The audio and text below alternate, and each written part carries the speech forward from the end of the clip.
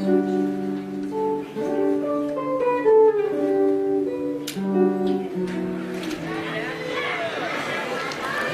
to Suesstival! Thank you so much for coming. I did not expect this many people. This is amazing. As you all probably know, this is our first Suesstival. Looking at the turnout, I'm tempted to do it again, but I don't know what you guys think. All right, back here tomorrow. All right. Well, as hopefully all of you know by now, this is a fundraiser. I know it's a free fundraiser, which is confusing, but we are trying to raise money for 3 amazing buildings in this town. The first, many of you kids, and probably many of you adults know, is the Norwich Public Library, which is a very, very lovely old building that spends a lot of its resources taking care of the very, very lovely old building, and leaving it with fewer resources for the kids' room. This event has been inspired by what happens several times a week in the library. We have as good a children's librarian as you could ever want in this town. Her name is Beth Reynolds.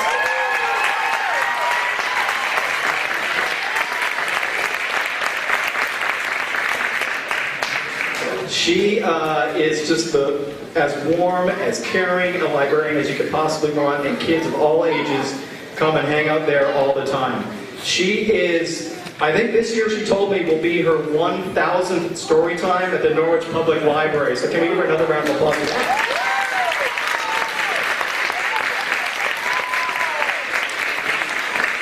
So the vibe in here is really no different from the vibe that's in the children's room day after day after day. So if you like what's happening here, please stop by the library and please help her out. This money will help her get more materials to keep your kids happy and entertained. The other buildings that I'm talking about are these 2 historic one-room schoolhouses. Now this town has a reputation for looking after its kids. That reputation probably starts hundreds of years ago in schoolhouses like these. And there were once 20 in this town, open to the public. Now there are 2 left. And there's a historic marker outside that window that says that the first schoolhouse built in Vermont was actually built in this town, where the Congregational Church is here. So the history of education in Vermont begins on this street, in schoolhouse, much like the ones we're trying to raise money for. Before you go today, please visit that corner over there. There are 2 tables, one for each of the schoolhouses. One is the Beaver Meadows Schoolhouse, the other is the Root District Schoolhouse. We're trying to raise money to keep these schoolhouses available and standing in one case. So if you could please help us out by learning more about the schoolhouses today, and helping us out by making a donation. That's one way that you can help us out. If you already sponsored a book, which we promoted for the first few weeks, thank you so much. You've already absolutely done your share. Thank you. But if you did not sponsor a book, if you would please consider making a donation or stopping by the silent auction table. We have some amazing items available, and you can get them for a pretty good deal. So please stop by the silent auction table. We have a stave puzzle. We have a cake made by King Arthur Flour. We have all sorts of cakes and treats made by families in this town. And we've added one more thing to the silent auction table that's not, that you may not have known about. We need a reader for Cat in the Hat this afternoon.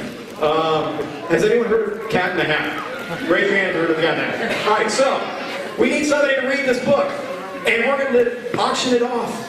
So the auction closes at 3 o'clock. If you would like to read Cat in the Hat, stop by the table and put in a silent auction bid on it. You know, 50 cents, $1, whatever you got, please. We're just going to auction it off. So the bidding closes at 3.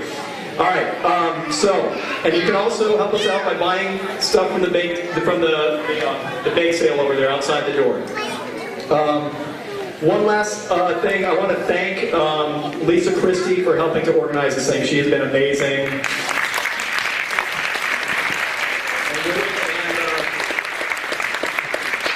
And one group that was not thanked in the program, it went to the printers before they got involved, but Youth in Action has been really helpful. They're doing the face painting over there, so thank you. Enough from me, I am not between the ages of 4 and 8, and I'm not as cute as they are. So we're gonna start the Lorax soon. But before we do, if you have the program, we're gonna try a sing-along. And to run the sing-along, I'm going to introduce our brilliant master of ceremonies, Toby Reynolds.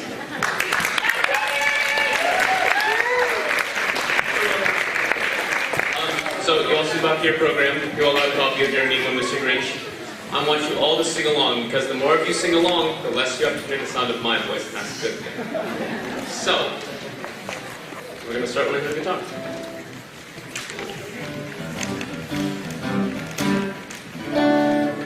You're a mean one, Mr. Grinch.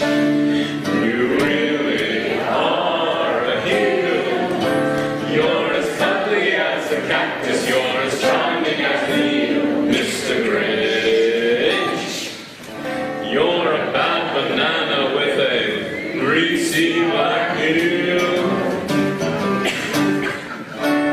You're a monster, Mr. Grinch. Your heart's an empty hole.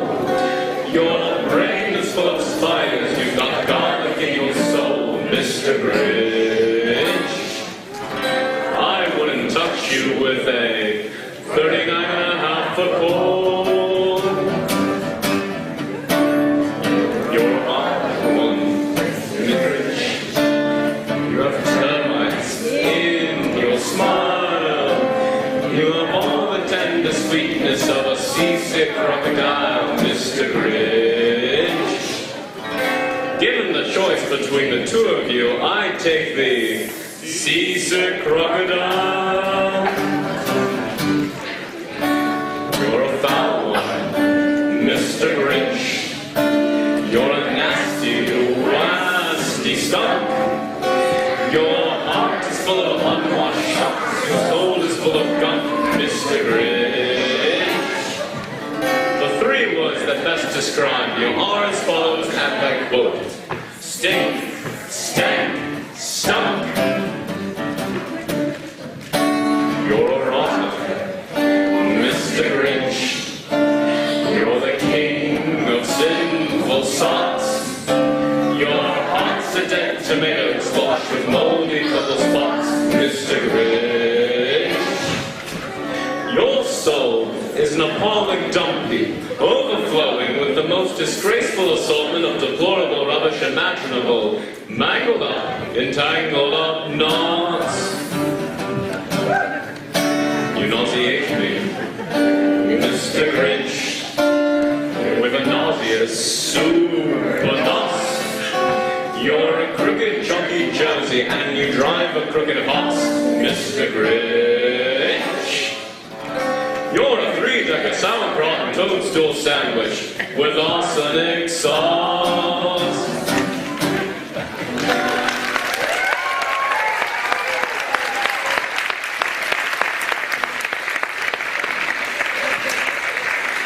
By the way, one more thing before we start to play. Isaac Luxon is providing the guitar playing downstairs, and he's here to.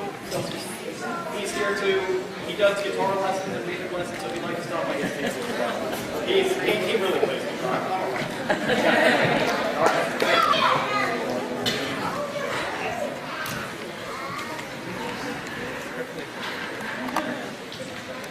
At the far end of town where the grickle grass grows, and the wind smells slow and sour when it blows, and no birds ever sing except an old crow's, is the street of the lifted Lorax. And deep in the grickle grass, some people say, if you look deep enough, you can still see today, where the Lorax once stood, just as long as it could, before somebody lifted the Lorax away. What was the Lorax, and why was it there, and why was it lifted and taken somewhere? The old Onceler still lives here. Ask him, he knows. You won't see the Onceler, don't knock at his door. He stays in his lurk on top of his store.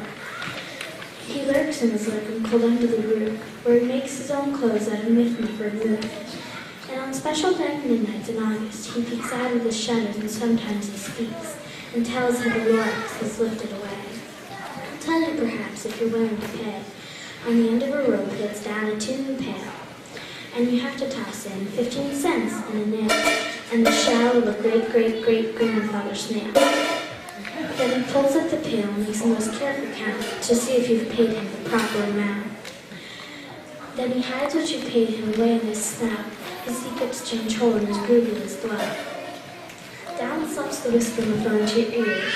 In the old ones, those whispers are not very clear, for they have to come down through a snarkly hose, and he sounds as if he has smallish bees up his nose.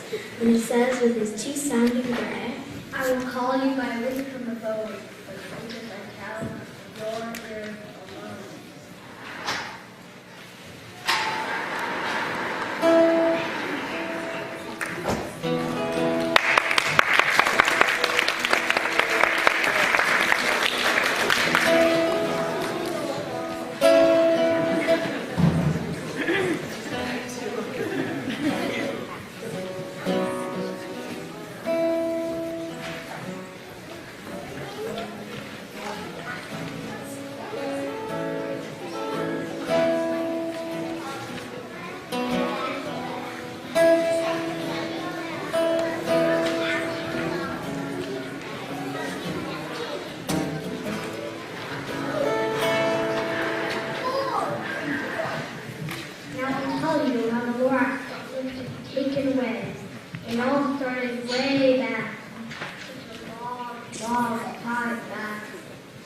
Way back in the days when the grass was still green, and the pond was still wet, and the clouds were still clean, and the song of the swans rang out in space.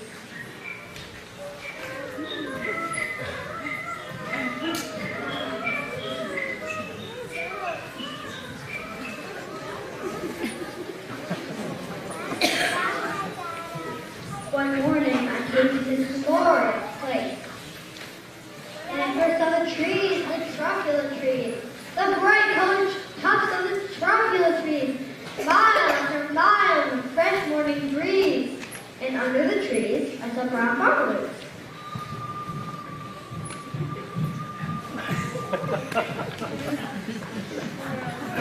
Twisting about in our marmalade suits, as they played in the shade, named truculent roots. From the rivulous pond came the comfortable sounds of the humming and humming while splashing around.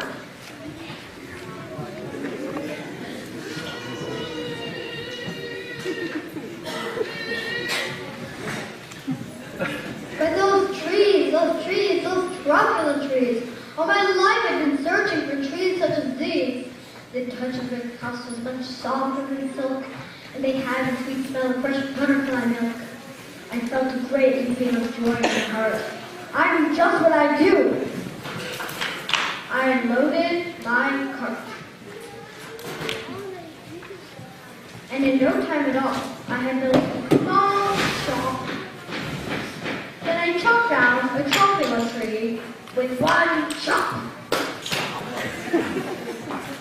And with great skillful skill, and with great speedy speed, I took the soft top, and I made it a sneed. The instant I finished, I heard a gonna stop. I saw something pop out of the stalk. Mister, I am the Lord's. I speak for the trees. I speak for the trees have no tongues. And I'm asking you, sir, at the top of my lungs, what's that thing you made out of my truculent tuft? Look, Lord, there's no cause for alarm. I chopped this one tree, I'm doing no harm. I'm being very useful. This thing is a sneed. A sneed is something that's all they need. It's a shirt. It's a sock. It's a glove. It's a hat. But it has other uses. Yes, far beyond that. You can use it for carpet. For pillows, for sheets, for curtains, for covers, for bicycle seats. Sir, you are crazy with grief. There is no one understood by that fool's need. But the very next minute, I proved she was wrong. For just as a minute gal came along, and she thought it was neat and it was great.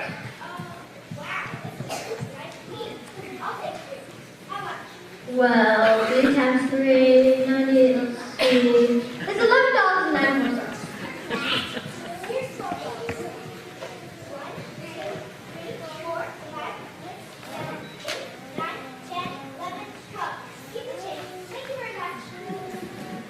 I repeat, I speak for the trees. I'm busy. Hush, if you please. I rushed across the room, and in no time at all, there's a radio phone. I put in a quick call. I called my brother, and said, listen here, there's a wonderful chance. We're the whole Muslim family against Mighty Rich. Get over here fast. Take the road to North Niche, for electric Lee Hawkins. Chopper it South Stitch. And in no time at all, the whole Muslim family is working full tilt. We were all named trees, just as busy as bees, to the sound of the chopping of popular trees.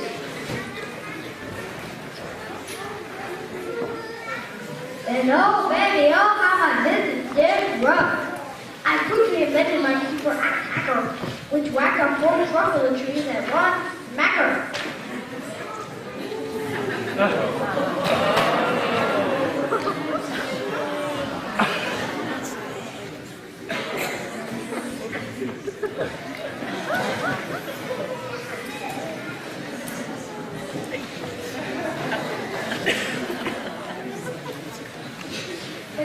Next week, we knocked at my office.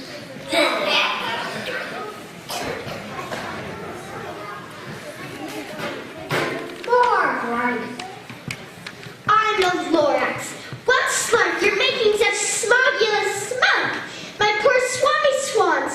Why, they can't sing a note. No one can sing who has smog in his throat. They cannot live here, so I'm sending them off. Where will they go? I don't hopefully know. They may have to fly for a month or a year to escape from the smog you've smogged up around here. What's more, let me say a few words about Gluppity Glup. Your machine chugs on day and night without stop, making Gluppity Glup, also Schloppity Schlop. And what do you do with this leftover goo? I'll show you, you dirty old once the man knew. You're glumping the pond where the humming fish hummed. No more can they hum, for their gills are all gummed. So I'm sending them off, for their future is dreary. They'll walk in their fins and get woefully weird, in search of some water that isn't so smeary. And then I got mad. I got terribly mad. I yelled at the door. Now listen here, Dad. All you do is yap yap and say bad, bad, bad, bad. Well, I am my right, sir, and I tell you, I intend to go on doing just what I do. For your information, you Dora, I'm figuring, and figuring, and figuring, turning more turbulent trees into me, which everyone needs.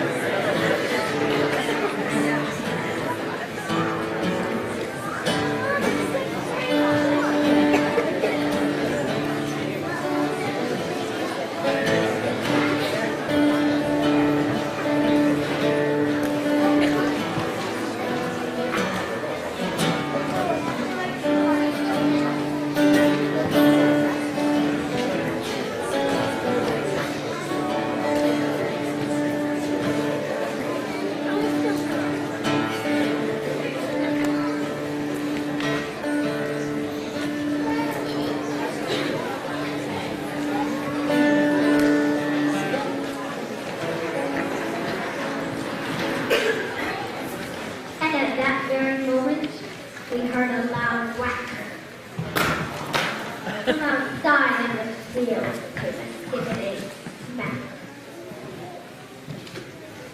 of an axe on a tree. Then we heard the tree fall. The very last for those trees that owned them all. No more trees, no more trees, no more work to be done. So in no time, my uncles and aunts, everyone, always be dishonored. They jumped into my car and drove away under the smoke-covered stars. Now all that was left was the barren glowing sky, was my big empty factory, the Lorax, and I.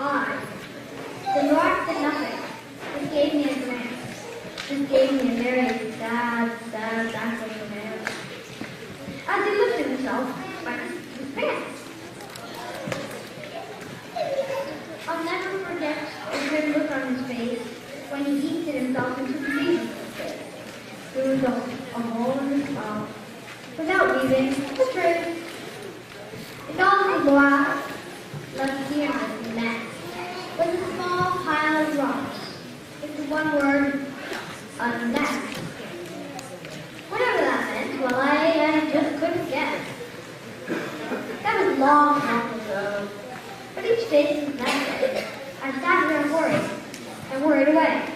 Through the years when my buildings have fallen apart, I've worried about it with all of my heart.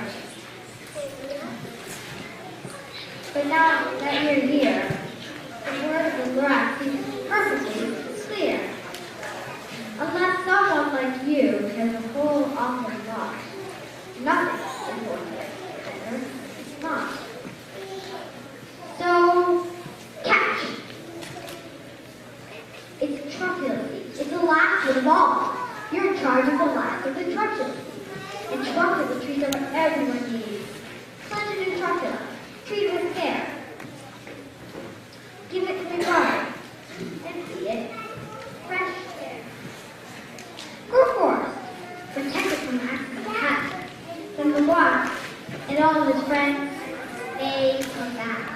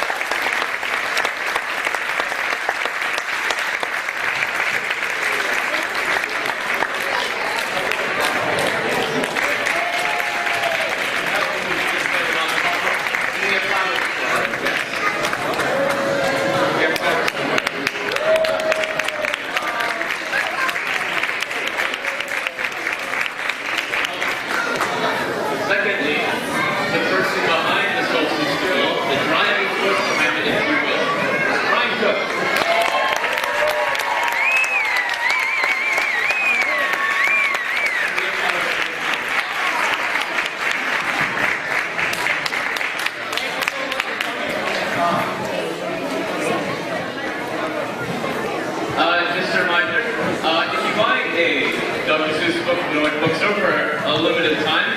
20% of those sales go to Suesstival, and you can help all those buildings in 5 minutes. Item option, donation pass.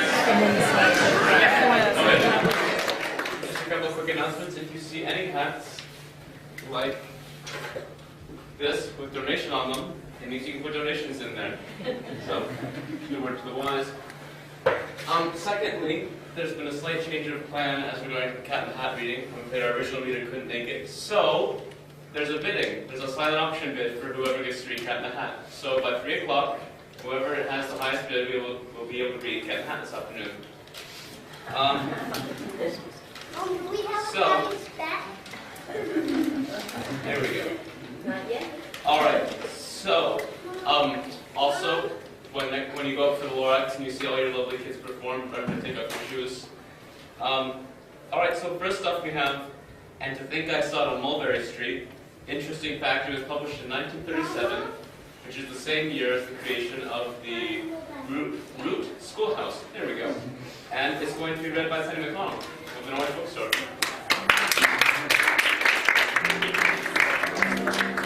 This is And to Think That I Saw It on Mulberry Street by Dr. Seuss. When I leave home to walk to school, Dad always says to me, "Marco, keep your eyelids up and see what you can see." But when I tell him where I've been and what I think I've seen, he looks at me and sternly says, "Your eyesight's much too keen. Stop telling such outlandish tales. Stop turning minnows into whales." Now what can I say when I get home today? All the long way to school and all the way back, I've looked and I've kept careful track. But all that I've noticed, except my own feet, was a horse and a wagon on Mulberry Street. That's nothing to tell of. That won't do, of course. Just a broken down wagon that's drawn by a horse? That can't be my story. That's only a start. Let's say that a zebra was put in that cart, and that is a story no one can beat.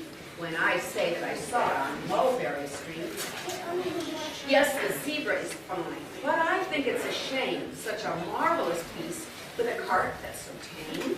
The story really would be better to hear if the driver I saw were a charioteer. A golden blue chariot, something to meet, rumbling like thunder down Mulberry Street. No, it won't do it all. A zebra's too small. A reindeer is better. He's fast and he's fleet. And he'd look mighty smart on old Mulberry Street. Hold on a minute, there's something wrong. A reindeer hates the way it feels to pull a thing that runs on wheels. He'd be much happier instead if he could pull a fancy sled. A reindeer and a sleigh. Say, anyone can think of that. Jack or Fred or Joe or Nat. Say, even Jane could think of that. But it isn't too late to make one little change. A sleigh and an elephant. That's something strange. I'll pick one with power and size, a blue one with plenty of fun in his eyes.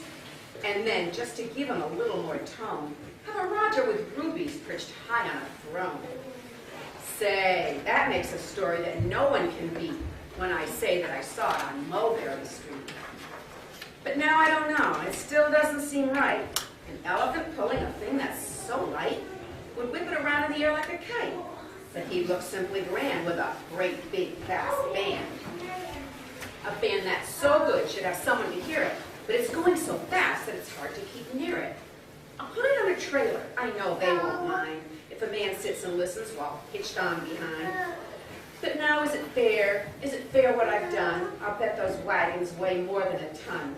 It's really too heavy a load for one piece. I'll give him some helpers. He'll need 2, at least. But now what worries me is this. Mulberry Street runs into bliss. Unless there's something I can fix up, there'll be an awful traffic mix-up. It takes police to do the work, to guide them through where traffic's thick. It takes police to do the trick. Yes, sir? We got pulled over by the police. You did?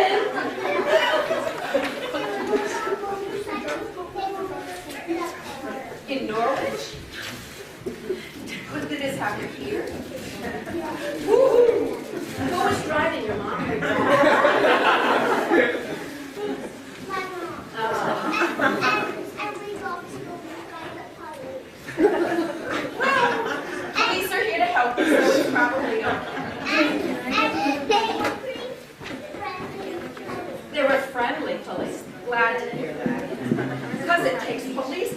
trick to guide them through where traffic's thick. It takes police to do the trick. They'll never crash now. They'll race at top speed with Sergeant Mulvaney himself in the lead. The mayor's there and the alderman too, all waving big banners up red, white, and blue. And that is the story that no one can beat when I say that I saw it on Mulberry Street. With a roar of its motor, an airplane appears and dumps out confetti while everyone cheers. And that makes a story that's better, really not bad, but it still could be better. Supposing that I add a Chinese man who eats the sticks, a big magician doing tricks, a 10-foot beard that needs a comb, no time for more, I'm almost home. I swung around a corner and dashed through the gate. I ran up the steps and I felt simply great, for I had a story that no one could beat, and to think that I saw it on Mulberry Street. Dad said quite calmly, just drop your stool and tell me the sights on the way home from school. There was so much to tell, I just couldn't begin. Dad looked at me sharply and pulled at his chin. He frowned at me sternly from there in his seat. Was there nothing to look at, no people to greet? Did nothing excite you or make your heart beat? Nothing, I said, growing red as a beet, but a plain horse and wagon on Mulberry Street. The end.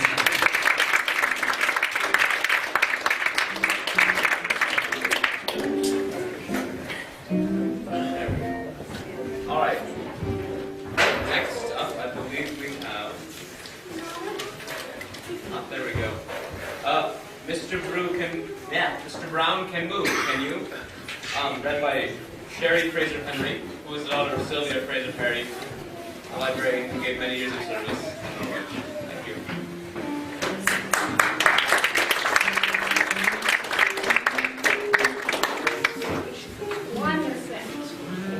In this book, I'm going to need some help. If I ask you if you can make the noise, if you can, I need you to make the noise, okay?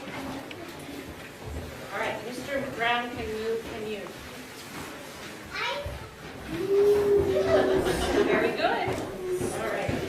Well, the wonderful things Mr. Brown can do. He can go like a cow. He can move. Mr. Brown can do it. How about you? Pretty good. Try better on the next one. He can go like a bee. Mr. Brown can. How about you? Can you go?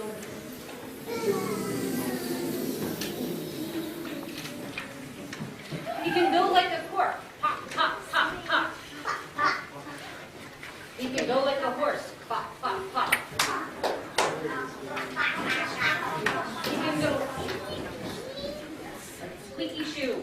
He can go like a rooster. Cock-a-doodle-doo. He can go like an owl.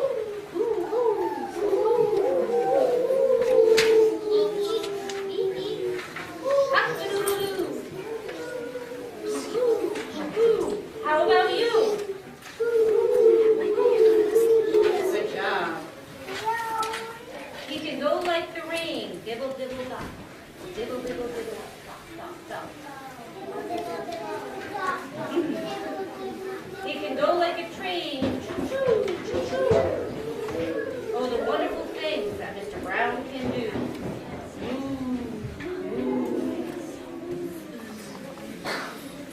Pop, pop, pop.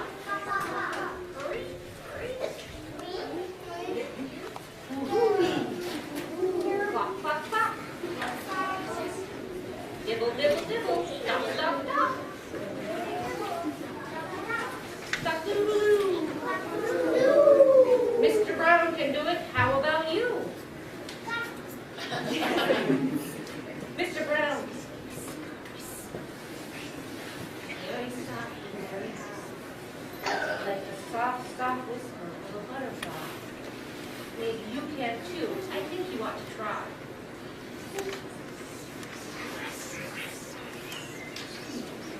He can go like a horn. Blurp, blurp, blurp, blurp. Like a big drinking cat. He can go like a clock. He can tick and he can talk. He can go like a hand on a door. Knock, knock, knock. Tick tock, knock, knock, knock.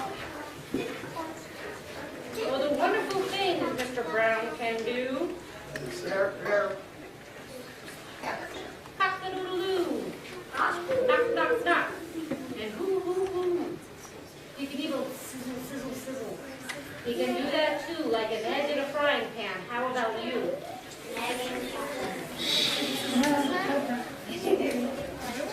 Mr. Brown is smart as they come. He can do a hippopotamus chewing gum.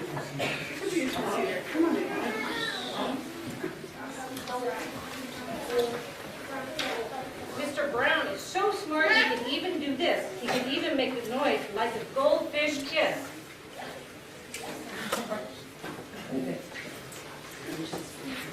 Boom, boom, boom. Mr. Brown is a wonder. Boom, boom, boom. He can make thunder. He makes lightning, splat, splat, splat.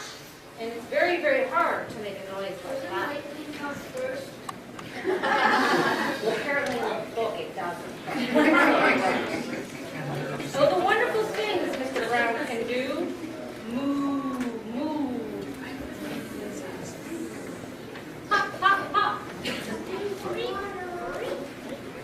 Hoo-hoo. Clop, clop, clop. Dibble, dibble, dop, dop, dop. Cock-a-doodle-doo. Choo, choo, choo. Boom, boom. Splat, splat, splat. Tick, tick, clock.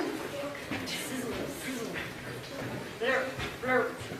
Knock, knock, knock. A slurp and a whisper and a fish kiss too. Mr. Brown can do it. How about you? You do them all?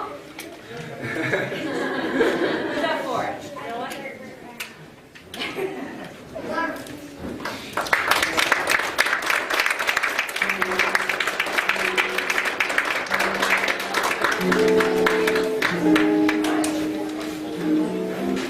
Alright, next, all the way from Marion Cross School, we have Caitlin Wesley and Molly Ryan O'Cleary being Hooray for Diffin' Day.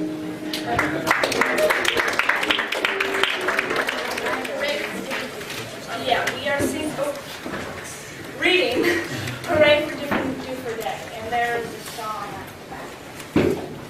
Okay, somewhere. Here.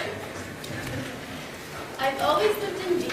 My friends all live here too. We go to Diffin' Duper School. We're happy that we do. Our school is at the corner of Dink, Zuber, and Dink Zop. It looks like any other school, but we suspect it's not. I think we're learning lots of things not taught at other schools. Our teachers are remarkable. They make up their own rules.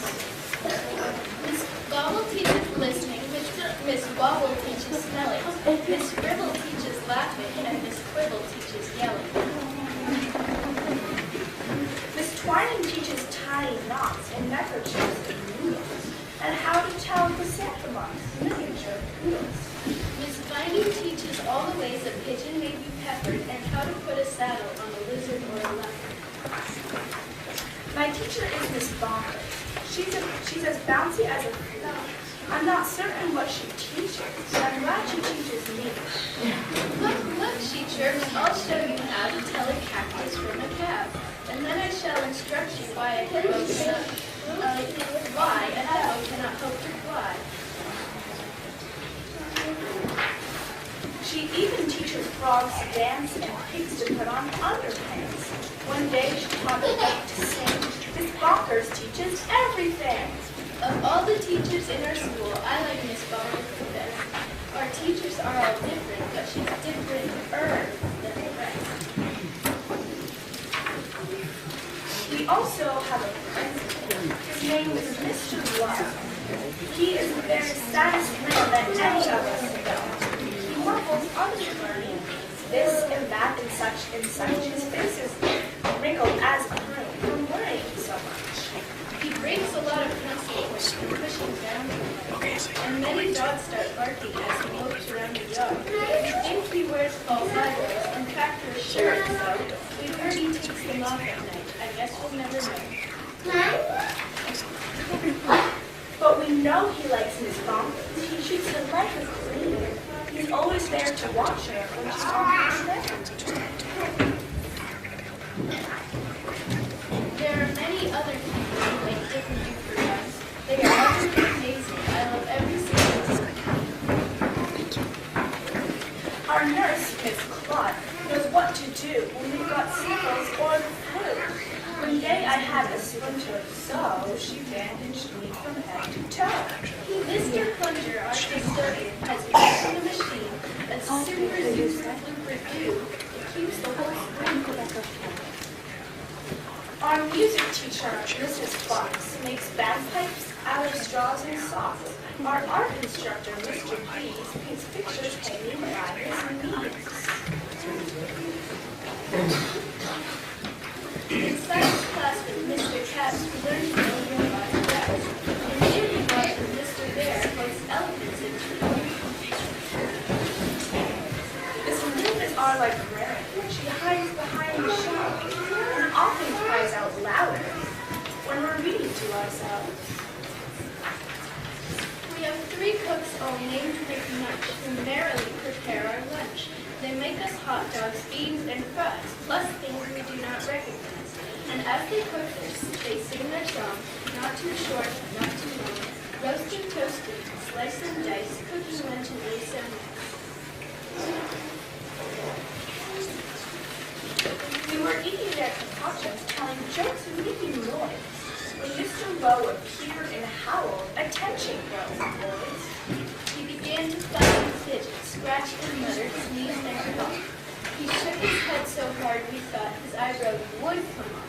He wrung his hands, he cleared his throat, he shed a single tear, then sobbed, "I've something to announce, that's why I'm here."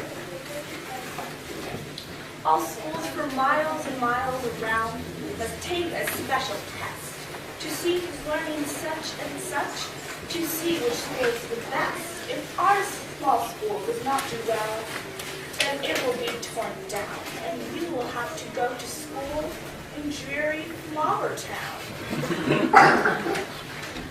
"Not Flowertown," we shouted, and we shuddered at the name, for everyone in Flowertown does everything the same. It's miserable in Flowertown. They dress in just one style. They sing one song, they never dance, they march in single file. They do not have a playground, they do not have a park. Their lunches have no taste at all, and their dogs are scared to bark. Miss Bunkers rose. "Don't fret," she said. "You've learned the things you need to pass the test, and many more. I'm certain you'll succeed. We've taught you that the earth is round, that red and white make pink, and something else that matters more, we've taught you how to think." I hope you're right, said Mr. Lowe. He shed another tear.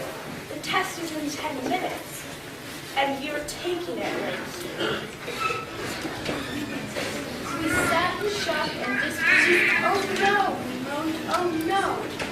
We were even more unhappy than unhappy Mr. Lowe. But when the test was handed out, "Yahoo!" we yelled, "Yahoo!" For it was filled with all the things that we all knew you knew. There are questions about eagles, about poodles, frogs and yelling, about listening and laughing and chrysanthemums and smelling. There were questions about other things we've never seen or heard.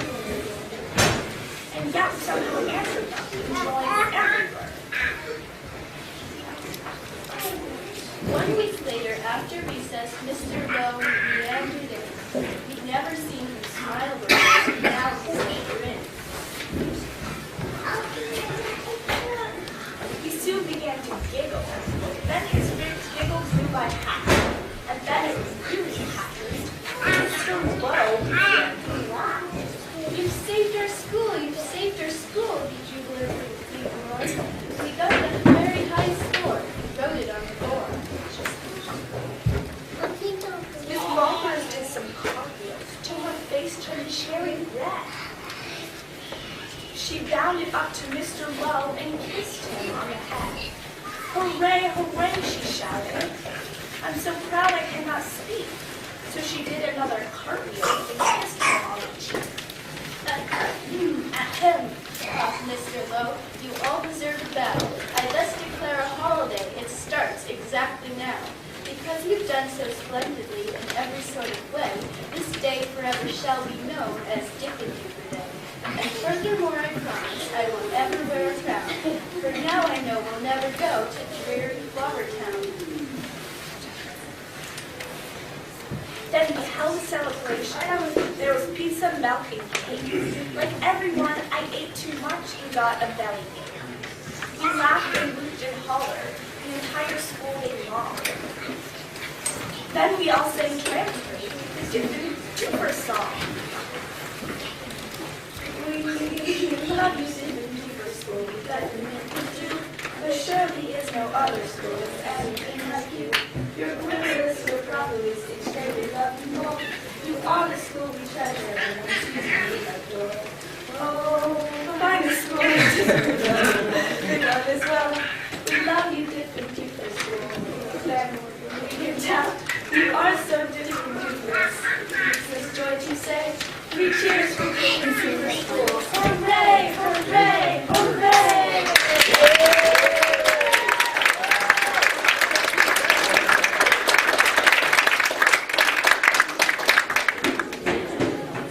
Now we have both the stars and the comic relief of the Christmas Rebels, Daniel Crowan and Skip Katie, with Green Eggs and Ham.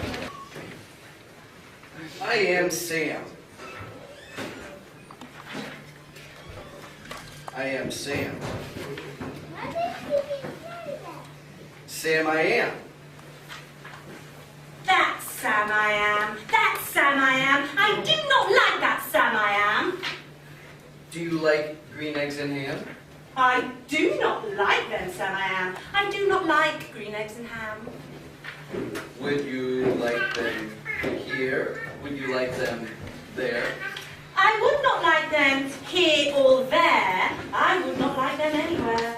I do not like green eggs and ham. I do not like them, Sam I am. Would you like them in a house? Would you like them with a mouse? I do not like them in a house. I do not like them with a mouse. I do not like them here or there. I do not like them anywhere. I do not like green eggs and ham. I do not like them, Sam I am. Would you eat them in a box? Would you eat them with a fox?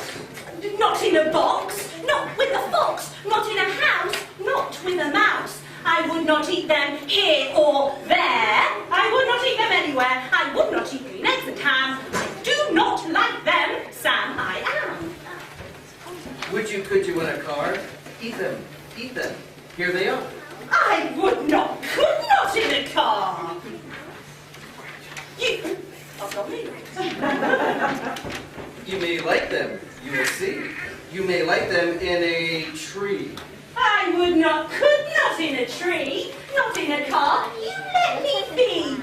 I do not like them in a box. I do not like them with a fox. I do not like them in a house. I do not like them with a mouse. I do not like them here or there. I do not like them anywhere. I do not like green eggs and ham. I do not like them.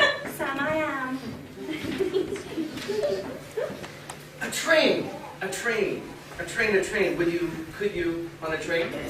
Not on a train, not in a tree, not in a car. Sam, let me be. I would not, could not in a box. I could not, would not with a fox. I will not eat them with a mouse. I will not eat them in a house. I will not eat them here or there. I will not eat them anywhere. I do not eat green eggs and ham. I do not like them. Sam I am.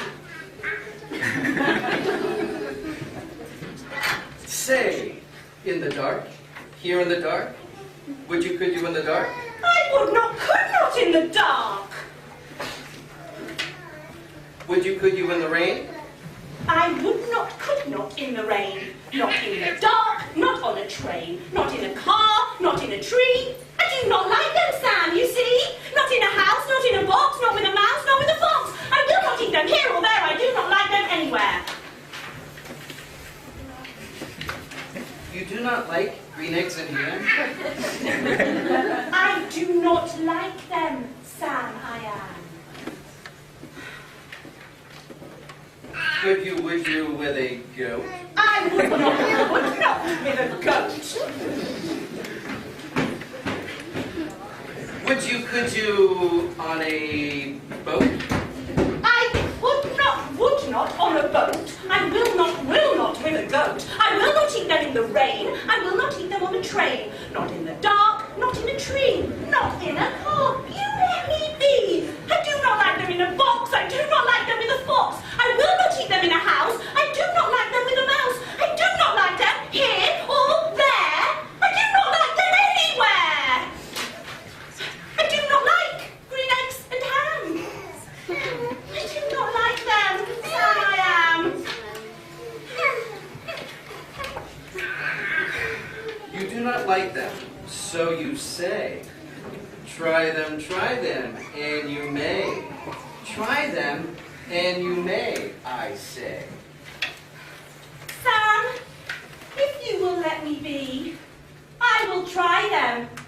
You will see.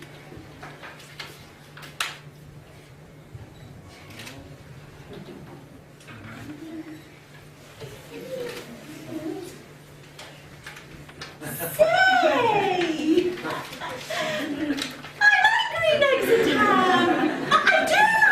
I like them, Sam, I am. And I would eat them in a boat, and I would eat them with a goat, and I will eat them in the rain, and in the dark, and on a train, and in a car, and in a tree. They are so good, you see. So, I will eat them in a box, and I will eat them with a fox, and I will eat them in a house, and I will eat them with a mouse, and I will eat them here and there. Say, I will eat them anywhere.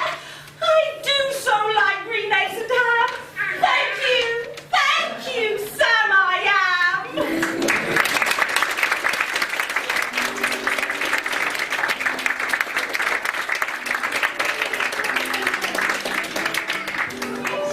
Okay, so when I point to you guys staying in the front, I'm going to ask you to make a noise, okay?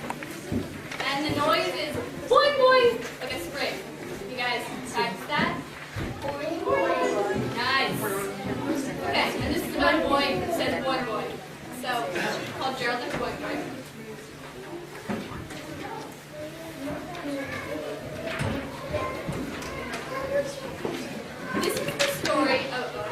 This is the story of Jared McCloy and the strange thing that happened to that little boy. They say it all started when Gerald was 2. That's the age kids start talking. At least, most of them do. Well, when he started talking, do you know what he said? He didn't talk words, he went, boing boing, instead. What's that? Cried his father, his face turning gray. That's a very odd thing for a young boy to say. And poor Gerald's father rushed to the phone and quick dialed the number of Dr. Malone. Come over fast, the poor father pled. Our boy can't speak words, he just goes, boing boing, instead. I've seen, said the doctor. It's just as you said. He doesn't speak words, he goes, instead. I've no cure for this. I can't handle this case. And he packed up his pills and walked out of the place. Then months passed, and Gerald got louder and louder, till one day he went boom, like a big keg of powder. It was then that his father said, this is enough. He'll drive us both mad with this terrible stuff. A boy of his age shouldn't sound like a fool. He's got to learn words. We must send him to school. So Gerald marched off, an obedient creature, but soon was back home with a note from the teacher. From Public School 7 to Mrs. McCloy. Your little son's Gerald, a most hopeless boy. We cannot accept him, for we have a rule that pupils must not go cuckoo in our school. Your boy will go home all of his life, I'm afraid. Sincerely yours, Franny Schultz, teacher, first grade. And as Gerald grew older, he found when a fellow goes bam, nobody wants him around. When a fellow goes screech, he won't have any friends. Or once he says clang, clang, clang, all the fun ends. Yeah, yeah, they all shouted. Your name's not McCoy, you're Gerald McBoy, the noise-making boy. Poor Gerald decided in the school, in the whole human race.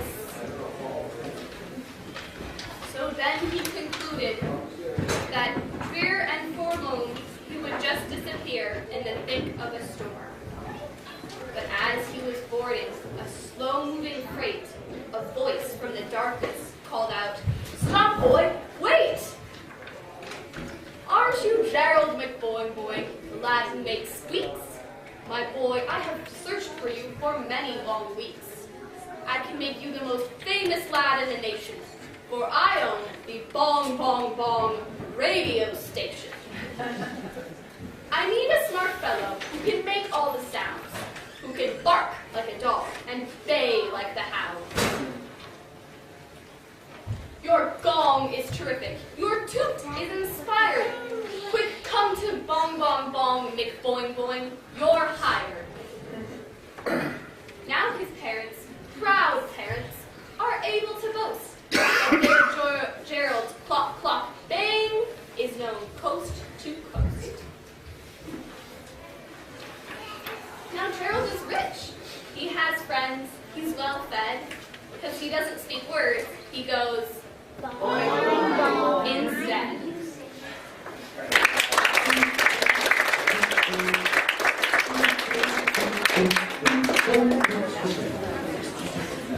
Now we have Doug Robinson, Chief Robinson of the North Police Department, reading the Sneetches. Now the star-belly Sneetches had bellies with stars. The plain-belly Sneetches had none upon theirs. Those stars weren't so big, they were really so small. You might think such a thing wouldn't matter at all. But because they had stars, all the star-belly Sneetches would brag. We're the best kind of Sneetch on the beaches. With their snoots in the air, they would sniff and they'd snort. Will have nothing to do with the plain-belly sort. Whenever they met someone they were out walking, they'd hike right on past them without even talking. When the star-belly children went out to play ball, did the plain-belly get in the game? Not at all. You could only play if your bellies had stars, and the plain-belly children had none upon theirs. When the star-belly Sneetches at Frankfurter roasts, or picnics or parties, or marshmallow toasts, they never invited the plain-belly Sneetches. They left them out cold in the dark of the beaches. They kept them away, never let them come near, and that's how they treated them year after year.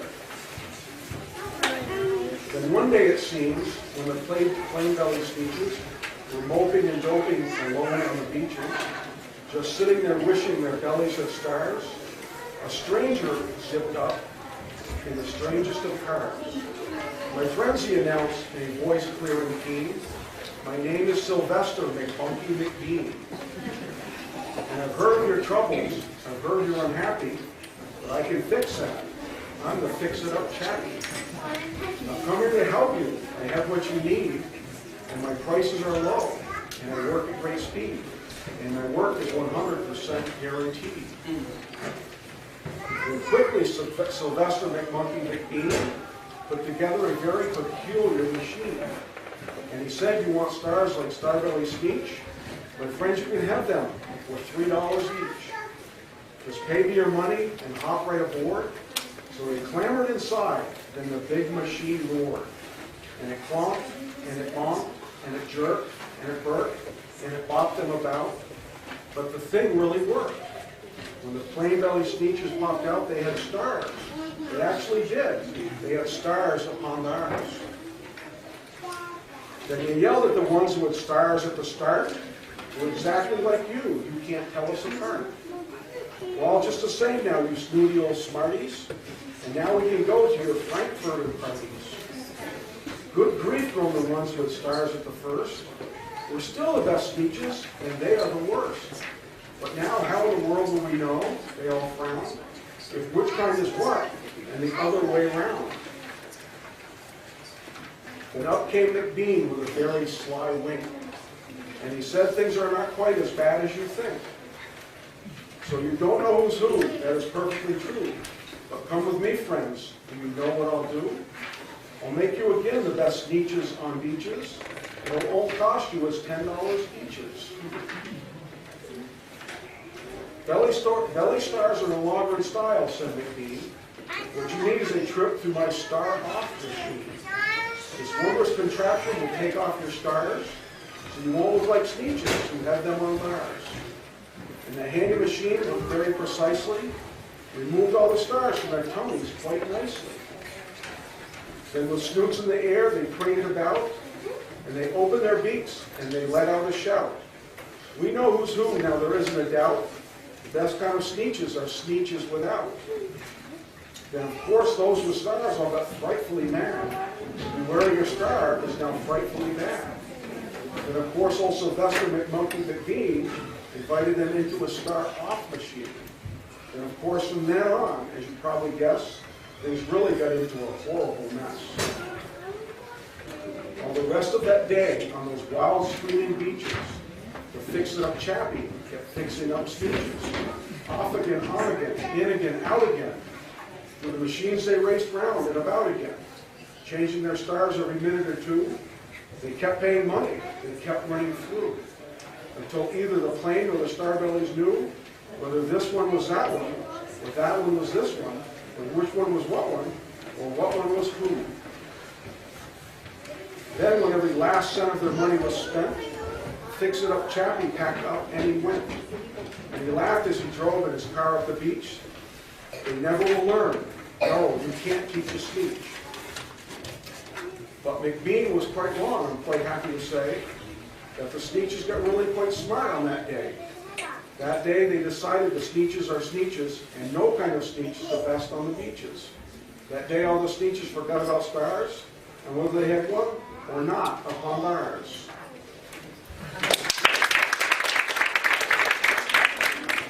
Now we have a woman who has given years of service for our state and town and the legislation. Representative Margaret Cheney reading what you, the public, decided was the best Dr. Seuss book. The most hotly contested election of all is which is the Suesstival voters' favorite Dr. Seuss book. There was a runoff, and in a much more hotly contested race than I ever had, the voters finally picked Fidwick, the Big-Hearted Moose, and perhaps Dr. Seuss's shortest book of all, Too Many Days. And since the voters love them both, I'm going to read them both.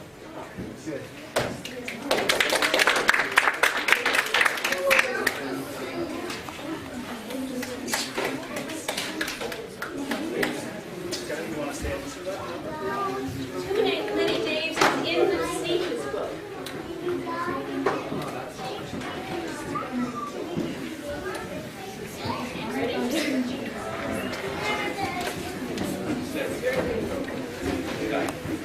Did I ever tell you that Mrs. McCabe had 23 sons, and she named them all Dave?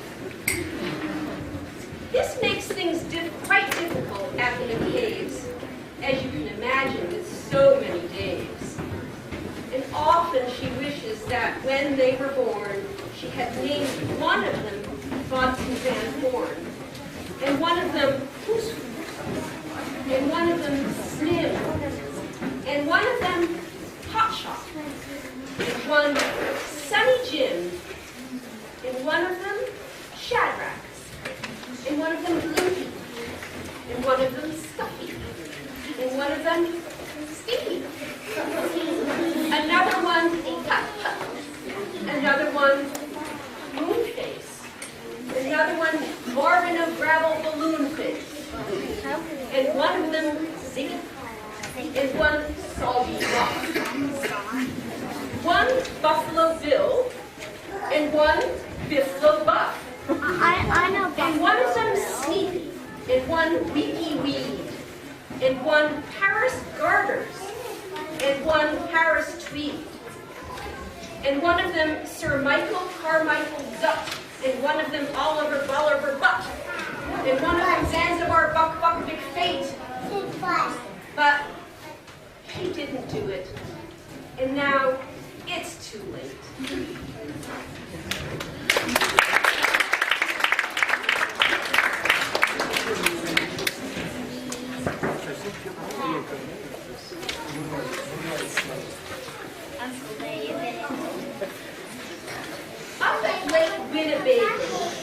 story. Up at Lake Winnebago, the far north of the shore, lives a huge herd of moose, about 60 or more.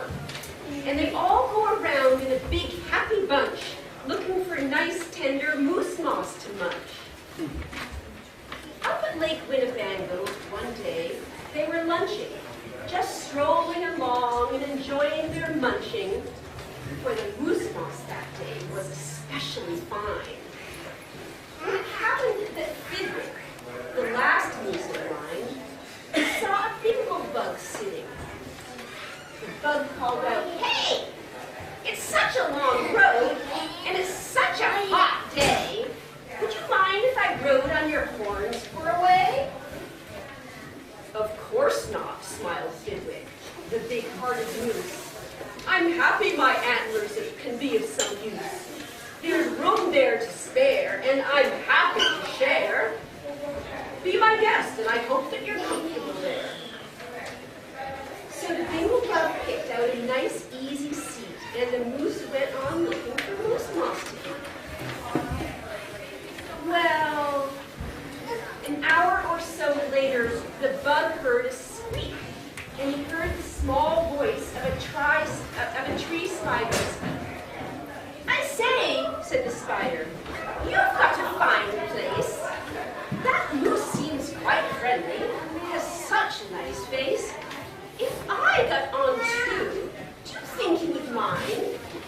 "Come aboard," laughed the bug. "And I think that you'll find that the moose won't object. He's the big-hearted kind." "I accept," said the spider, with joy and delight, and he started the web on the horn to the right. While the spider was spinning, he heard a gay song, and a fresh little zinazoo bird came along.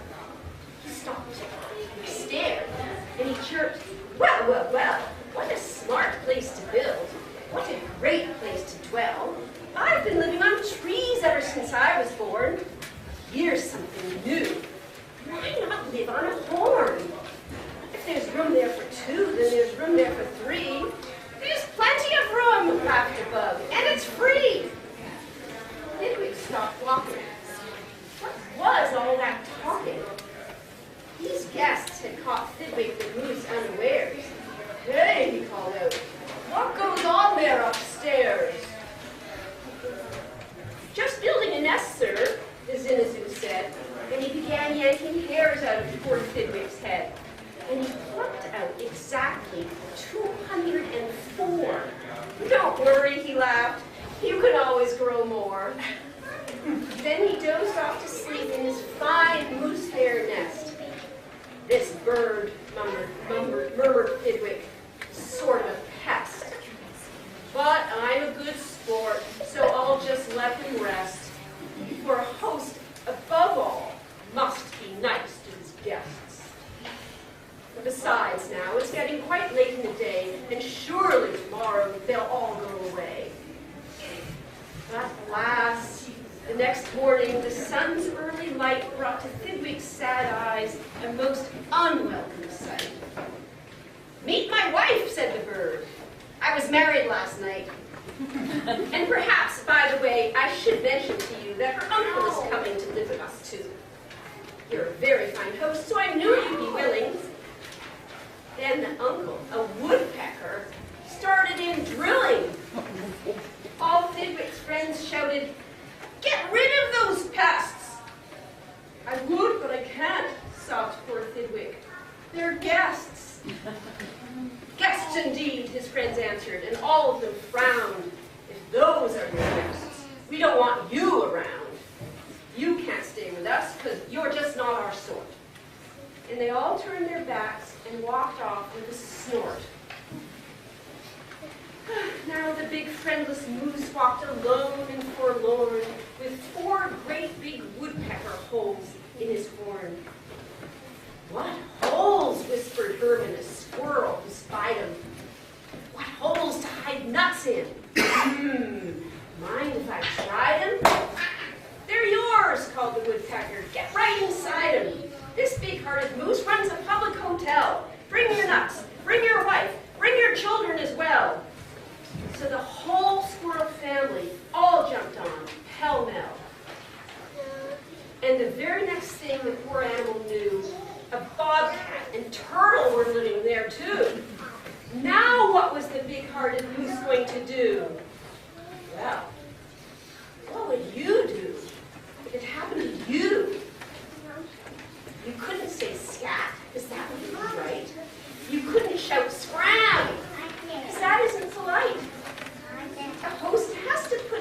all kinds of pests. For a host, above all, must be nice to his guests. So, you try hard to smile, and you try to look sweet, and you go right on looking for moose moss to eat. But now it was winter, and that wasn't easy, for moose moss gets scarce when the weather gets freezy. The food was soon gone on the cold northern shore of Lake Winnebago. There just was no more.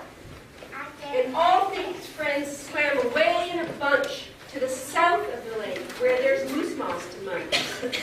He watched the herd leaving, and then Thidwick knew he'd starve if he stayed here. He'd have to go too. He stepped in the water. Then, oh, what a fuss! Stop! Screamed his guest. You can't do this to us! These horns are our home, and you've no right to take our home to the far distant side of the lake. Be fair, Thidwick begged, with a lump in his throat. We're fair, said the bug. We'll decide this by vote. All those in favor of going, say aye. All those in favor of staying, say nay. Aye, shouted Thidwick. But when he was done, nay, they all yelled. He lost 11-1. We win, screamed the guests, by a very large score. And poor starving Thidwick climbed back on the shore. Then you know what those pests did? They asked in some more. They asked in a fox who jumped in from the trees. They asked in some mice, and they asked in some fleas. They asked a big bear in, and then, if you please, came a swarm of 362 bees. Poor Thidwick sank down with a groan to his knees. And then something came that made his heart freeze. Bullets came zinging right past Thidwick's face. Excuse me? They were hot. Yes. Guns were bing-banging all over the place. Get that moose! Get that moose! Thidwick heard a voice call. Fire again and again and shoot straight, one and all. We must get his head for the Harvard Club wall. Thidwick took to his heels with that load on his head. With 500 pounds on his horns, the moose fled. He could have run faster without all those pests, but a host above all must be nice to his guests. Up canyon, off cliff, over wild rocky trail, with bullets bouncing around him like hail. Up gully, through gulch, and down slippery sluice, with his hard-hearted guests, raced the soft-hearted moose. Then finally they had him. Because of those pests, he had run out of luck. Because of those guests on his horns, he was stuck. He gasped. He felt faint. The whole world grew fuzzy. Thidwick was finished completely. Or was he? Finished? Not Thidwick. Decidedly not. It's true. He was in a most terrible spot. But now he remembered a thing he'd forgot. A wonderful something that happens each year to the horns of all moose and the horns of all deer. Today was the day Thidwick happened to know that all horns come off so that new ones can grow. And he called to the pests on his horns as he threw them. You wanted my horns, now you're quite welcome to them.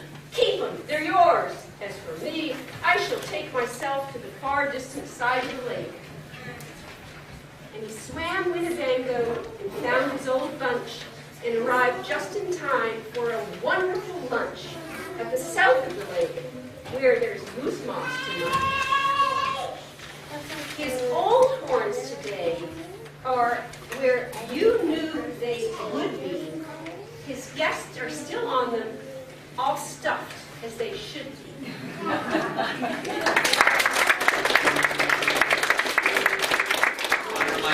Money in the donation hat, always welcome, and take off your shoes before you enter the gym.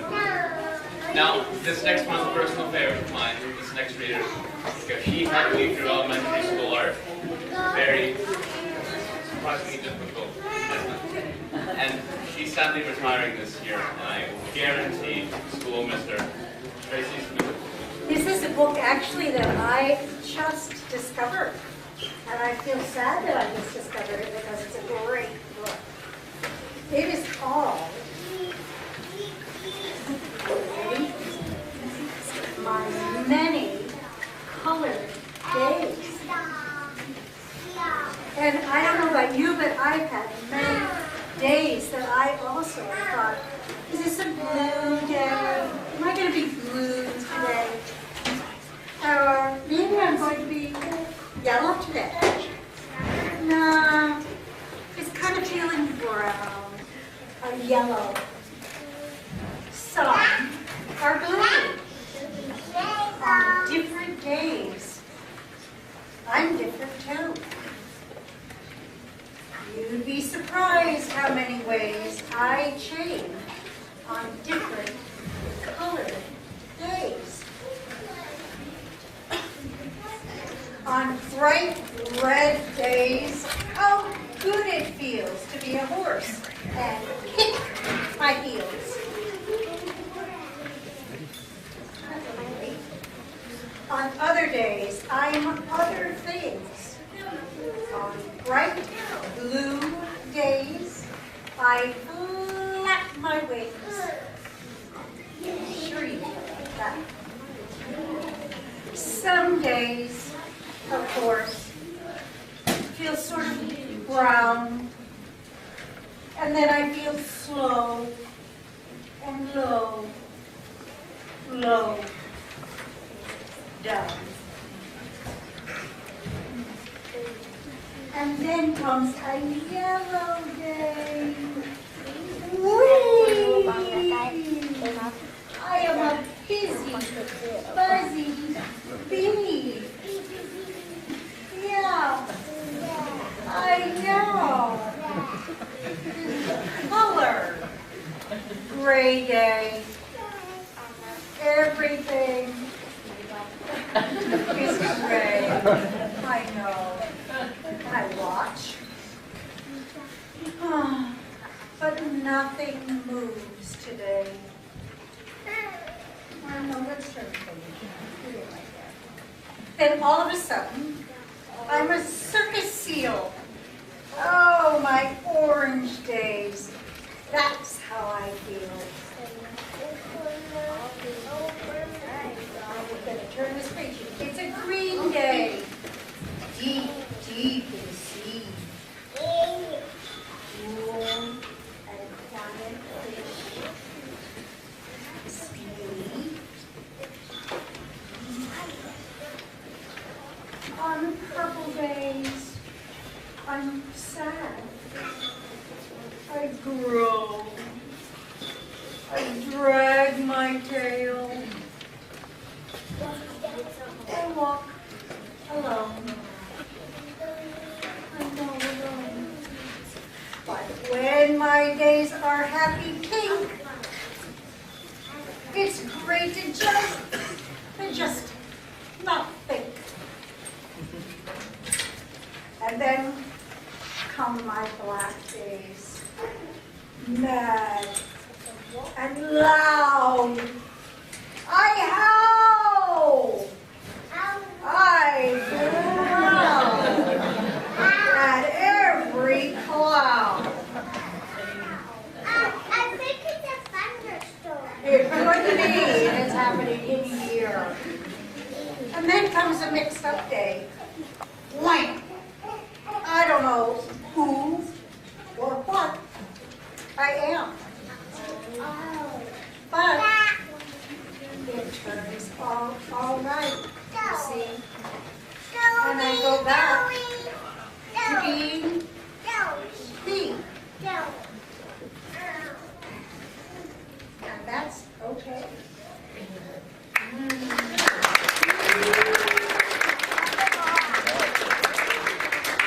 And now we have a young woman who needs no introduction, but is going to get to know it. Anna Carney, Norway president, and winner of an Olympic gold medal.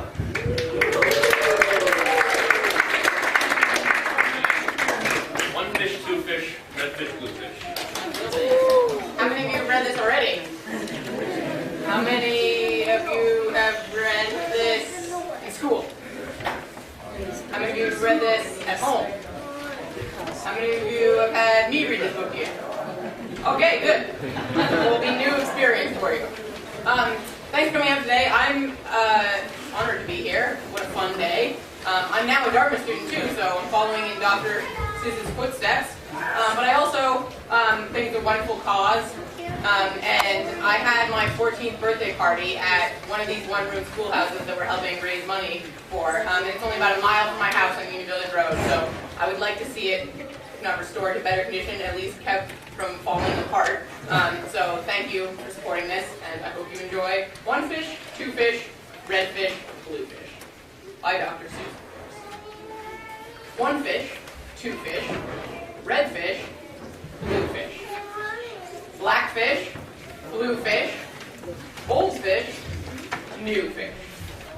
This one has a little star. This one has a little car. Say, what a lot of fish there are. Yes, some are red, and some are blue. Some are old, and some are new. Some are sad, and some are glad. And some are very, very bad. Why are they sad and glad and bad? I do not know. Go ask your dad. Some are thin and some are fat. The fat one has a yellow hat. From there to here, from here to there, funny things are everywhere. Here are some who like to run. They run for fun in the hot, hot sun. Oh me, oh my, oh me, oh my. What a lot of funny things go by. Some have 2 feet, some have 4, some have 6 feet, and some have more. Where do they come from? I can't say, but I bet they've come a long, long way. We see them come, we see them go. Some are fast, and some are slow. Some are high, and some are low.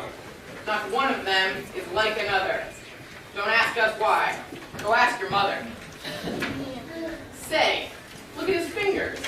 1, 2, 3. How many fingers do I see? 1, 2, 3, 4, 5, 6, 7, 8, 9, 10. He has 11. 11? This is something new. I wish I had 11 too. Bump, bump, bump. Did you ever ride a wump? We have a wump with just one hump. But we know a man called Mr. Gump. Mr. Gump has a 7-hump wump. So if you like to go bump-a-bump, just jump on the hump of the wump of Gump. Who am I? My name is Ned. I do not like my little bed. This is no good. This is not right. My feet stick out of bed all night. And when I pull them in, oh dear, my head sticks out of bed up here. We like our bike. It's made for 3. Our Mike sits up back, you see. We like our Mike, and this is why. Mike does all the work when the hills get high. Hello there, Ned. How do you do? Tell me. How are things? What is new? How are things in your little bed? What is new? Please tell me, Ned. I do not like this bed at all. A lot of things have come to call. A cow, a dog, a cat, a mouse. Oh, what a bed. Oh, what a house. Oh dear, I cannot hear. Will you please come over near? Will you please look in my ear? There must be something there, I fear. Say, look, a bird was in your ear, but he is out, so have no fear. Again, your ear can hear, my dear. Yay! My hat is old, my teeth are gold. I have a bird I like to hold. My shoe is off, my foot is cold. My shoe is off, my foot is cold. I have a bird I like to hold. My hat is old, my teeth are gold, and now my story is all told. We took a look. We saw a nook. On his head, he had a hook. had a book. On his book was how to cook. We saw him sit and try to cook. He took a look at the book on the hook. But a Nook can't read, so a Nook can't cook. So what good to a Nook is a hook cookbook? The moon was out. We saw some sheep. We saw some sheep take a walk in their sleep. By the light of the moon, by the light of a star, they walked all night from near to far. I would never walk. I would take a car. I do not like this one so well. All he does is yell, yell, yell. I will not have this one about. When he comes in, I put him out. This one is quiet as a mouse. I like to have him in the house. At our house, we open cans. We have to open many cans, and that is why we have a Zans. A Zans for cans is very good. Have you a Zans for cans? You should. I like to box. How I like to box. So every day, I box a gox. In yellow socks, I box my gox. I box in yellow gox box socks. It's fun to sing if you sing with a ying. My ying can sing like anything. I sing high and my ying sings low. We are not too bad, you know. This one, I think, is called a yink. He likes to wink. He likes to drink. He likes to drink and drink and drink. The thing he likes to drink is ink. The ink he likes to drink is pink. He likes to wink and drink pink ink. So if you have a lot of ink, then you should get a yink. Think. Hop, hop, hop. I am a yop. All I do is hop from finger top to finger top. I hop from left to right, and then hop, hop, I hop right back again. I like to hop all day and night, from right to left and left to right. Why do I like to hop, hop, hop? I do not know. Go ask your pop. Brush, brush, brush, brush. Comb, comb, comb, comb. Blue hair is fun to brush and comb. All girls who like to brush and comb should have a pet like this at home. Who is this pet?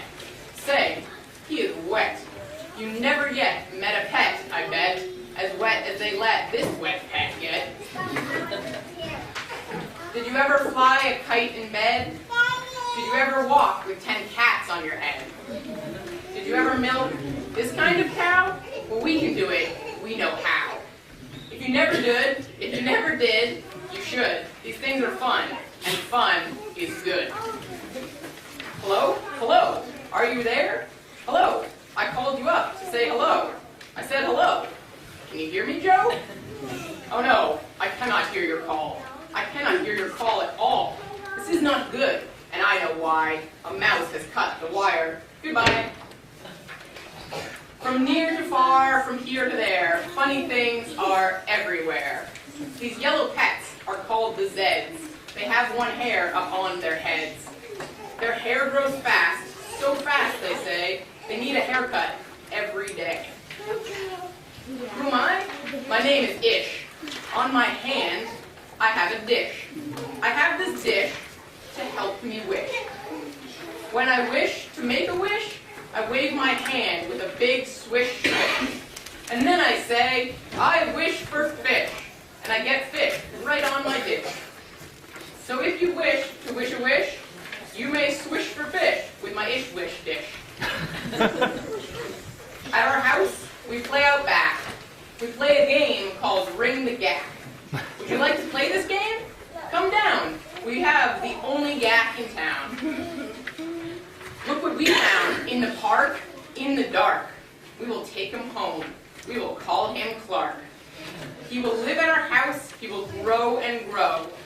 Well, will our mother like this? We don't know. And now, good night. It is time to sleep. So we will sleep with our pet Zeke. Tomorrow is gone. Today is gone. Today was fun. Tomorrow is another one. Every day, from here to there, funny things are everywhere.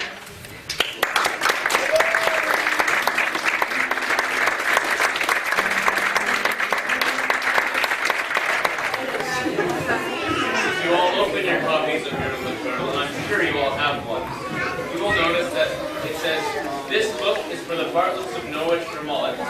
That's them. So, Christine Bartlett reading Yertle the Turtle.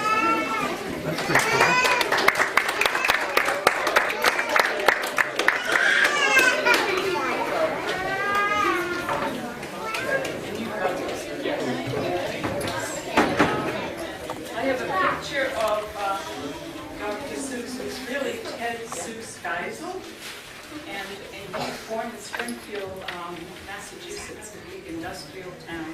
And this is a park there with a sculpture of him. We've all visited. And the reason that he knew the Bartletts is that they were both, my father-in-law Donald was at Dartmouth, and so was Dr. Seuss. And then they went on to study at Oxford in England. They had scholarships to study English literature. So he was a very serious student. And he and his wife, Helen Palmer, spent 3 years. And my father-in-law, Donald Bartlett, and Ted Geisel lived in a boarding house together. And they had lots of fun, and they stayed friends right until his death, and visited our Norwich house on Elm Street many times. So when he came by, one of the last times he came by, he rededicated the book. And in his handwriting, he has rededicated to the Bartlett family 41 years after publication. Dr. Seuss, July 1991. So that's nice. I will read it. Yertle the Turtle. On a far, oh, I need my glasses. Here they are. On the faraway island of Salamanson, Yertle the Turtle was king of the pond. A nice little pond. It was clean. It was neat. The water was warm. There was plenty to eat. The turtles had everything turtles might need, and they were all happy, quite happy indeed. They were, until Yertle, the king of them all, decided the kingdom he ruled was too small.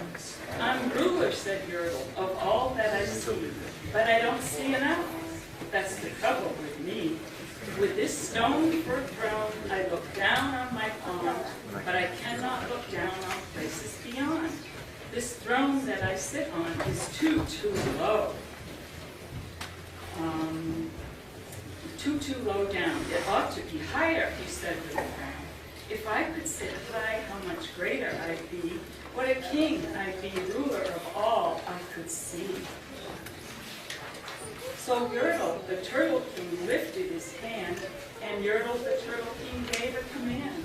He ordered 9 turtles to swim to the stone, and using these turtles, he built a new throne. He made each turtle stand on another one's back, and he piled them all up in a 9 turtle stack. And then Yertle climbed up. He sat down on the pile. What a wonderful view! He could see most a mile. "All mine," Yertle cried. "Oh, the things I now rule. I'm king of a cow, and I'm king of a mule. I'm king of a house, and what's more beyond that, I'm king of a blueberry bush and a cat. I'm Yertle the Turtle, oh marvelous me, for I am the ruler of all that I see." And all through that morning he sat there up high, saying over and over, "A great king am I," until long about noon, then he heard a faint sigh. "What's that?" snapped the king, and he looked down the stack, and he saw at the bottom a turtle named Mac, just a part of his throne. And this plain little turtle looked up and he said, "Pardon, beg your pardon, King Yertle. I've pains in my back on my shoulders and knees. How long must we stand here, your majesty, please?" "Silence," the king of the turtles barked back. "I'm king, and you're only a turtle named Mac. You stay in your place while I sit here and rule. I'm king of a cow and king of a mule. I'm king of a house and a bush and a cat, but that isn't all. I'll do better than that. My throne shall be higher," his royal voice thundered. "So pile up more turtles, I want about 200.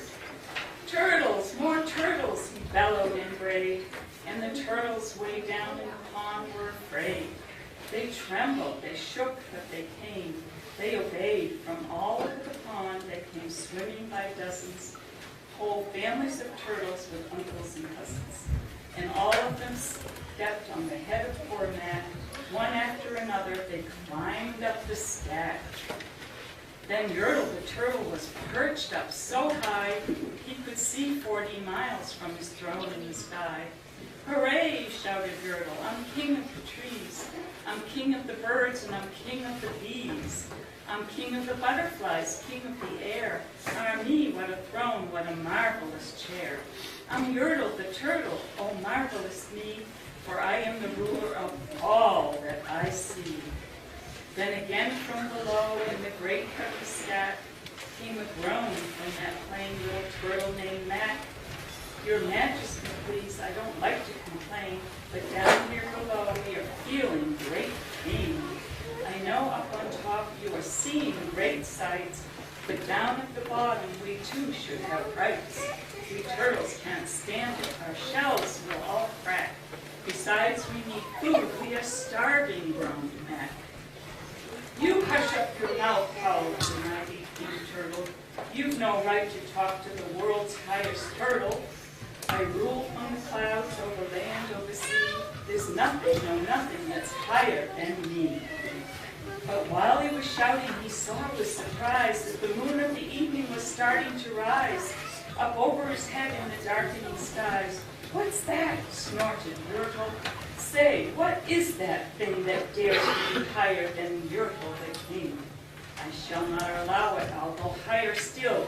I'll build my throne higher. I can and I will. I'll call some more turtles. I'll stack them to heaven. I need about 5,607. But as Yertle the Turtle King lifted his hand and started to order and give the command, that plain little turtle below in the stack, that plain little turtle whose name was just Mac, decided he'd take enough, and he had. And that plain little lad got a bit mad, and that plain little Mac did a plain little thing. He burped, and his burp shook the throne of the king. And Yertle the turtle, the king of the trees, the king of the air and the trees and the bees, the king of a house and a cow and a mule, well, that was the end of Turtle King's rule. For Yertle the turtle of all Solomon's on fell off his high throne and fell kerplunk in the pond. And today the great turtle, that marvelous he, is king of the mud. That is all we can see. And the turtles, of course, all the turtles are free, as turtles and maybe all creatures should be.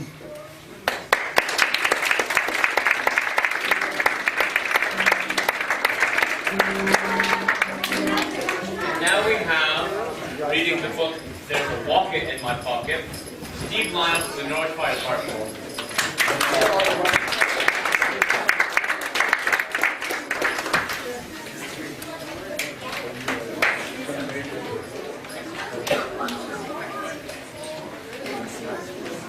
There's a rocket in my pocket by Dr. Seuss. And a milk case in my bookcase. Did you ever have a feeling there's a basket in your basket? Or a knurl in your bureau? Or a closet in your closet?